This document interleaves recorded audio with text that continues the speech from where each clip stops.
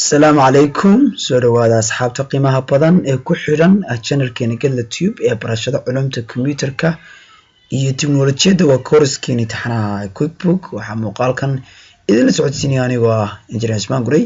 muuqaalkii ku horeeyay waxaynu kaga soo hadalnay qaabka alaabta looga soo deynto vendorka ama supplierka marka aad ku xidhan tahay oo loo sameeyo waxa loo yaqaano a purchase order, dalab qaabkaad alaab u dalban lahayd. alaabtaasina waxay noqon doontaa waxa loo yaqaano deyn ama accounts payable. maalinka dhawaad haddaynu eegno waxa aan soo deebin waxa loo yaqaano accounts payable dhan $1,500. haddaba muuqaalka waxaynu ku eegi doonaa qaabka alaabta looga soo iibsado vendorka ama supplierka marka aad ku xidhan tahay on cash. markii hore waxay ahayd maxay deyn, laakiin maanta waxaan samayn doonaa in vendorka ama supplierka alaabta aynu ka soo iibsano oo cash aynu siino, inaguna alaabteena aynu ka soo qaadano. waxaa muhiim markaa in khasnada ay kugu jirto waxa loo yaqaano ama bangiyadaada waa inay lacag ku taala, sababtoo ah alaabtan waxaan ka bixin doonaa waxa loo yaqaano cash. mar walba waxaad eegi doontaa report company and financial balance sheet standard. markastoo transaction uu dhaco ama events ay dhacdo, mar walba waxaad eegaysaa waxa loo yaqaano companygaaga ama qaabka uu yahay waxa loo yaqaano balance sheetkaaga. haddaba si aynu alaabta u siibsano laba meelood waan tegi karnaa. inagoo joogno homepage-keena inaan ku dhufanayo ku taala waxa loo yaqaano write a checks, ama waxaan tegi doonaa banking, kadibna waxaan leenahay write checks, kadibna waxaan dalban doonaa daaqada ay ku taalo write checks. halkan haddii adeegtid waxaa kasoo bixi doonaa bank accounts, akoonnadaada. tusaalaha akoonka aad u baahan tahay baa halkan ka dalbanaysaa. halkan waxaad dooranaysaa date-kii, halkan waxaa kaga soo baxaya balance-kii, halkan waxaad gelin doontaa vendorka aad rabtid inaad alaabta aad kasoo iibsatid. marka maanta kamil ayaan halkan gelin doonaa. marka kamil lacag $1,500 ayay nagu leedahay. haddaa rabtid biilasha inaad bixisid go to pay bills baad leedahay, laakiin uma baanin iminka, dib ayaanu ka bixin doonaa. laakiin wuu inoo sheegayaa, waxaan leenahay continue writing a checks.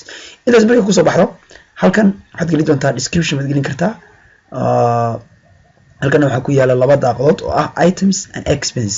marka expense kadib baan ka isticmaali doonaa, laakiin maanta waxaan dalban doonaa items si aynu alaab u soo iibsano. tusaale waxaan soo iibsananaa bariis oo horey inoogu diiwaan gashanaa oo kamid ah inventory-gii inoo diiwaan gashanaa. waa maxay? waa 20 kiish. halkan calaamada yar waa dad fartigiisa waxaad ka arki karaysaa inta item ee ku yaala. waxaa inoo yaala 30 kiish oo bariis ah. okay, halkan waxaan gelin doonaa, waxaan u baahannahay maadaama 30 kiish inoo yaalo, waxaan u baahannahay 5 kiish oo min 20 waa $100. waxaan kaloo u baahannahay, tusaale ahaan waxaan u baahannahay waxa loo yaqaano daqiiq oo kale. u baahannahay daqiiqdii iminka inuu ma jirto. markaan badhanka saa u taabto ama aan ku dhufto wuxuuna leeyahay itemkan ma jiro. kadibna okay baan leenahay iminka baro waa inventory. waxaan o dhan waa kasoo hadalnay. halkan waxaan gelinayaa kooskiisa, kiishku waa imisa? waa $10.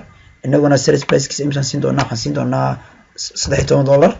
waxaan leenahay waxay saameyn ku yeelan doontaa ama ay ku dhici doontaa marka la iibiyo saleska. waxaana loo tixgelinayaa ama alaabta aan kasoo qaadan doonaa kamil. kadibna waxaan leenahay okay, kadibna waxaan gelin doonaa waxa loo yaqaano imisaan u baahannahay 12 kiish ayaan u baahannahay. 12 kiish oo min $10 waa $100. 5 kiish oo min 20 waa imisa? waa $100. marka total alaabta aan soo iibsanana waxay dhan tahay $220. intaa markaan saas u salaxano, haddii aan rabno in aynu items kale soo iibsano waxaan leenahay, tusaale ahaan waan kusii daba daranaa. haddii kale waxaan leenahay save and new, oo daaqadan automatically khasnada lacagta toos baa loogala baxaya, alaabteenina way kordhaysaa. waayahay, haddii kale waxaad tahay save and close, ii save gare oo soo xidh. okay, haddaba haddii aynu eegno khasnadeena $1,500 baa ku jirtay.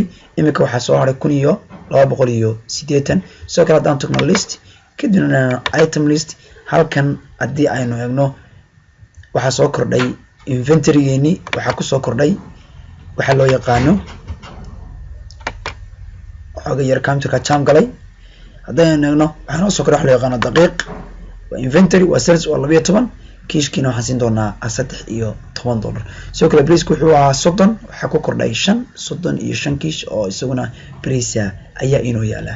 marka marka aad rabtid in aad soo iibsatid alaab, waa in akoonnadaada ay lacag kugu jirtaa. kadib waxaad tegi doontaa banking, kadibna waxaad leedahay write checks.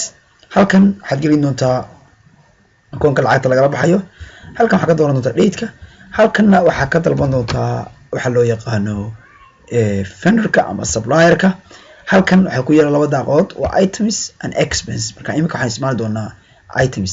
halkan waxaad gelin doontaa itemka u baahan. tusaale maanta waxaan u baahnay waxa loo yaqaano daqiiqdii waan u baahnay. tusaalena kale kadibna waxaan u baahanahay 5 kiish oo dambe oo min $10 oo $50 waxaan leenahay save and close. marka haddii imika aan eegno khasnadiina waxaa ku haray $1230 ayaa ku haray. sidoo kale haddaan tagno list item list alaabteeni automatically ahayd daqiiqda inventory-ga ahayd waxay maraysaa 17 item ayay maraysaa. sidoo kale haddaan tagno report company and financial balance sheet standard khasnadii ay ku jireen $1,500 waxaa ku haray $1,230. daabshiil waxaa noo yaala $1,000 total waxa loo yaqaano lacagaha inoo save garaysan waa $2,230. inventory-giina waxa waa $1,770. haddii aan laba jir riixin waxaan arki karanaa qaabka alaabtan ay ku timi. accounts payable waa $1,500. khasnadana waxaanu ka saarnay 220 mara iyo 50 mara oo ahaa labadii transaction ee iminka aynu gudbinay. total asset aynu imisa waa $4,000. waxaa deyn leeyahay maxay $1,500. hantiyaashan waxay leeyihiin $2,500. marka $2,500 marka lagu daro $1,700 deynta waa $4,000. total asset meesha yaalana waa $4,000. intaynu ku kulmi doono casharka ku xiga oo aynu ku baranay qaabka ugu fudud ee alaabta loo soo iibsado. waa anigu Asmaan Guray. assalaamu calaykum waraxmatullaahi tacaala